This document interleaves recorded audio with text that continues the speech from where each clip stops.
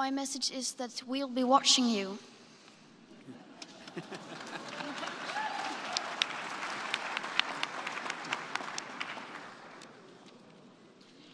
This is all wrong.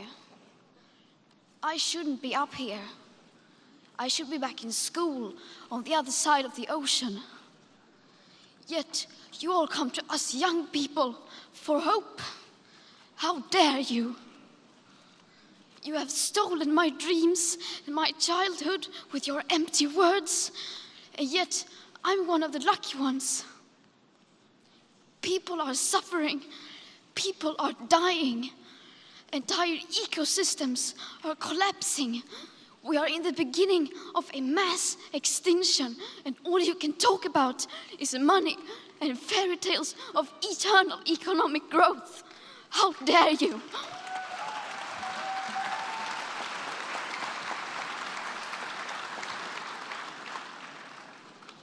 For more than 30 years, the science has been crystal clear. How dare you continue to look away and come here saying that you're doing enough when the politics and solutions needed are still nowhere in sight? You say you hear us and that you understand the urgency.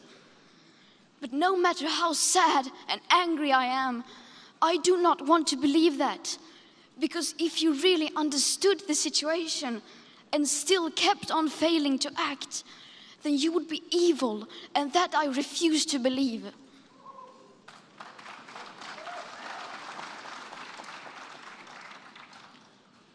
The popular idea of cutting our emissions in half in 10 years only gives us a 50% chance of staying below 1.5 degrees and the risk of setting off irreversible chain reactions beyond human control.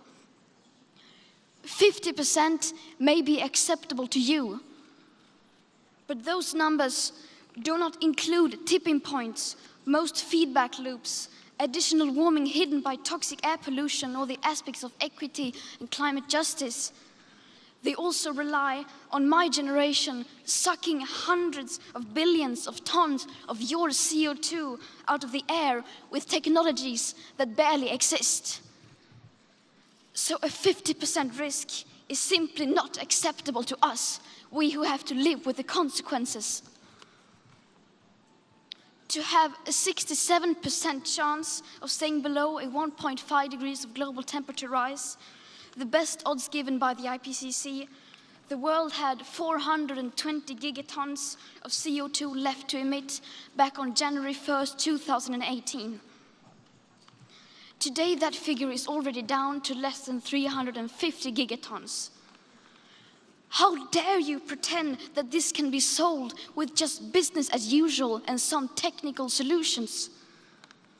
With today's emissions levels, that remaining CO2 budget will be entirely gone within less than 8.5 years.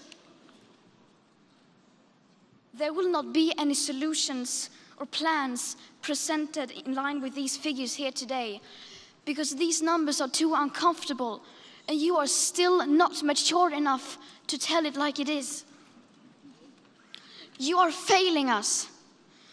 But the young people are starting to understand your betrayal. The eyes of all future generations are upon you. And if you choose to fail us, I say we will never forgive you.